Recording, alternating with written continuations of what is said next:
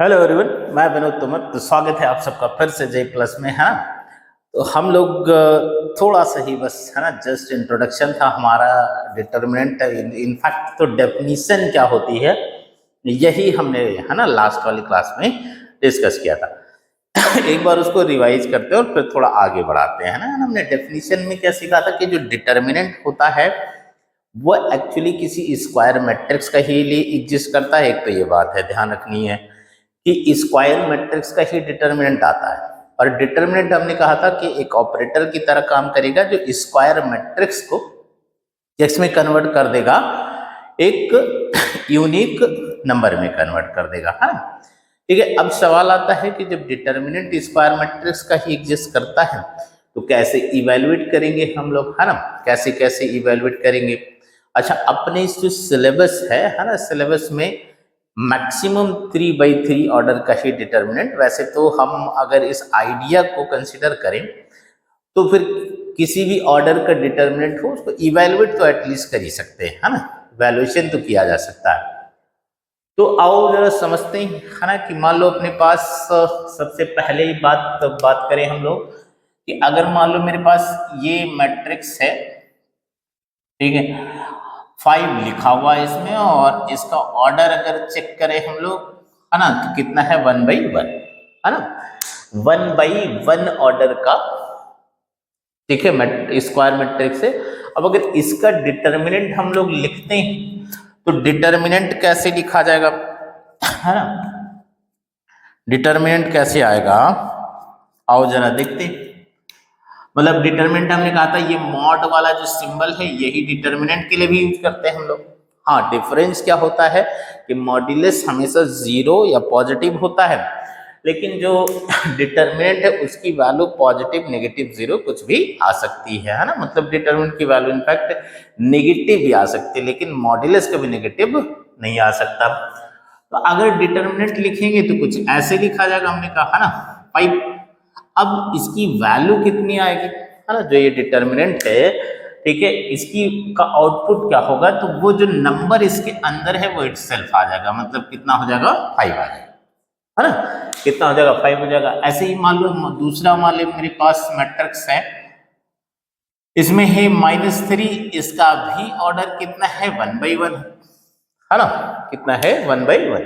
तो अगर इसका डिटर्मिनेंट हम लोग लिखने जाए, इसका डिटर्मिनेंट लिखेंगे तो ऑब्वियसली कितना हो गया -3। अब ये सिंबल मॉड वाला है तो कंफ्यूज नहीं होना है, मॉड होता तब तो ये 3 आता, लेकिन डिटर्मिनेंट है इसलिए जो नंबर अंदर है वही आ जाएगा, कितना आ जाएगा, -3 आ जाएगा, है ना, कितना आ जाएगा, -3 आ जाएगा। तो आई थिंक अब कंफर्म हो जाना चाहिए। ठीक, चलो और लिख लेते हैं। मान लो ये 0 है, 1/1 ऑर्डर का है, इसका डिटर्मिनेंट लिखेंगे हम लोग तो कितना आ जाएगा, डिटर्मिनेंट ऑफ 0। हमने कहा यही नंबर इसका आंसर होता है, अंदर क्या लिखा 0, तो क्या हो जाएगा 0। तो फिर से एक बार है कि डिटर्मिनेंट अगर मैट्रिक्स हमारा 1/1 ऑर्डर का है तो फिर जो नंबर अंदर है वही इसकी वैल्यू होगी, वही इसकी वैल्यू हो जाएगी, है ना।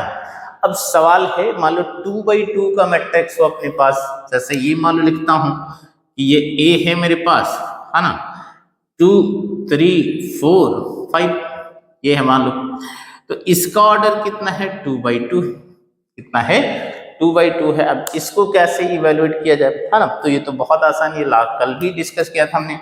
कैसे करेंगे, डिटर्मिनेंट ए अगर लिखेंगे तो कुछ ऐसे आ जाएगा 2 3 4 5।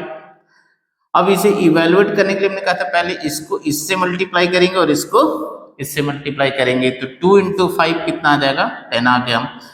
4 × 3 कितना आ जाएगा, 12, और बीच में क्या आएगा, हमेशा माइनस, तो कितना आ गया, -2, है ना, कितना आ गया, -2, है ना।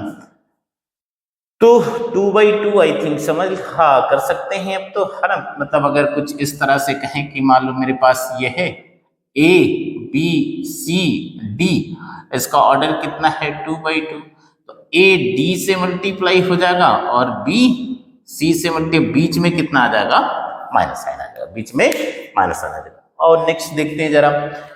अच्छा, तो 2/2 में तो आई थिंक कोई प्रॉब्लम नहीं होनी चाहिए। नेक्स्ट मान लो 3x3 ऑर्डर का अपने पास मैट्रिक्स है, ये है, कहें कि मान लो मेरे पास ये है ना 3x3, इसका मतलब 3 रो है और 3 कॉलम है। पहला एलिमेंट जो है इसको मैंने E11 लिख दिया। अच्छा, E11 क्या डिनोट कर रहा है? फर्स्ट रो फर्स्ट कॉलम, है ना, मतलब ये जो एलिमेंट है वो किस में लिखा हुआ? फर्स्ट रो फर्स्ट कॉलम में। ऐसे ही A12 लिख दें तो मतलब फर्स्ट रो, लेकिन कॉलम कौन सा हो गया? सेकेंड वाला। A13 लिख दें, इसका मतलब first row third column. A21 लिख दें, इसका मतलब second row first column. A22 लिख दें तो है ना second row second column. A23 लिख दें, second row third column. A31 लिख दें, है ना, third row first column. A32 third row second column. A33 third row third column. मतलब पहला वाला नंबर रो को डिनोट करता है और दूसरा वाला नंबर किसको डिनोट करता है? कॉलम को, है ना। मतलब AIJ लिखें तो I जो है रो को डिनोट करेगा और J किसको डिनोट करेगा? कॉलम को डिनोट करेगा, है ना। ऐसे जाएंगे रो और ऐसे आएंगे तो कॉलम। तो A11 किसको डिनोट करेगा? मतलब जो एलिमेंट कहाँ लाई करता है? फर्स्ट रो फर्स्ट कॉलम में। A12 का मतलब फर्स्ट रो सेकेंड कॉलम में। पहला वाला जो है ना सबस्क्रिप्ट है, यहाँ पर ये लिखा हुआ तो उसमें पहला जो है वो रो को डिनोट कर रहा है और दूसरा किसको? कॉलम को। तो इस बात को ध्यान रखेंगे। अब सवाल है इसका डिटर्मिनेंट लिखना। तो डिटर्मिनेंट एज इट इज आएगा। कैसे आएगा?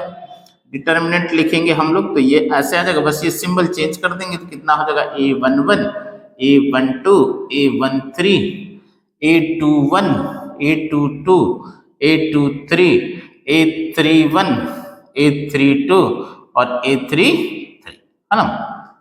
तो आप अपने पास इसमें 3 रो हैं और 3 कॉलम, है ना, ठीक है। 3 रोज हैं और 3 कॉलम्स हैं। तो इसको इवेलुएट करने के मेरे पास कितने तरीके हो सकते हैं?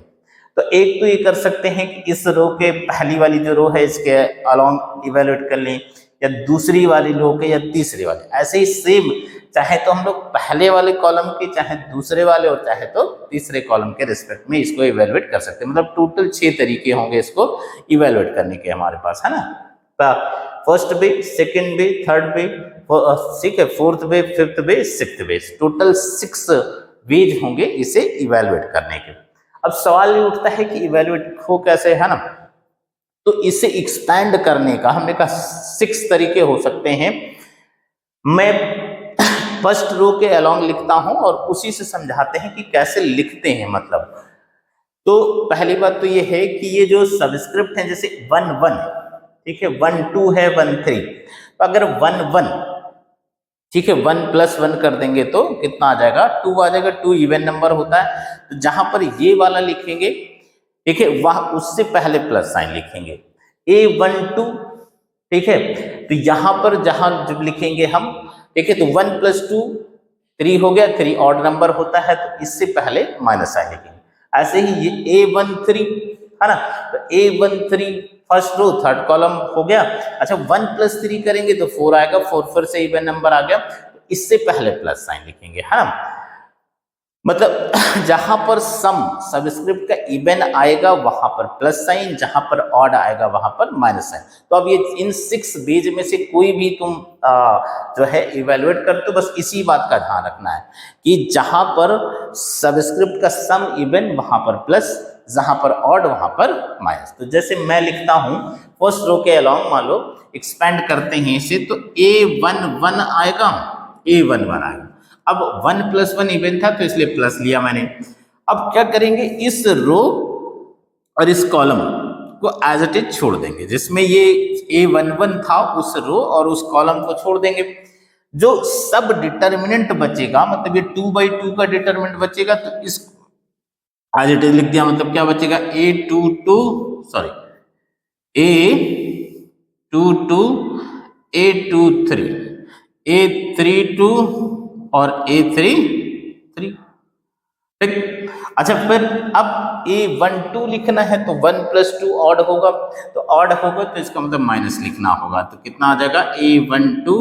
अच्छा, ये ठीक है, अब जिस रो जिस कॉलम में, तो ये वाली रो और ये वाली कॉलम हटा दो, बाकी जो सब डिटरमिनेंट बचे वो लिख दो। तो क्या हो जाएगा A21 A23 पर A31 A33,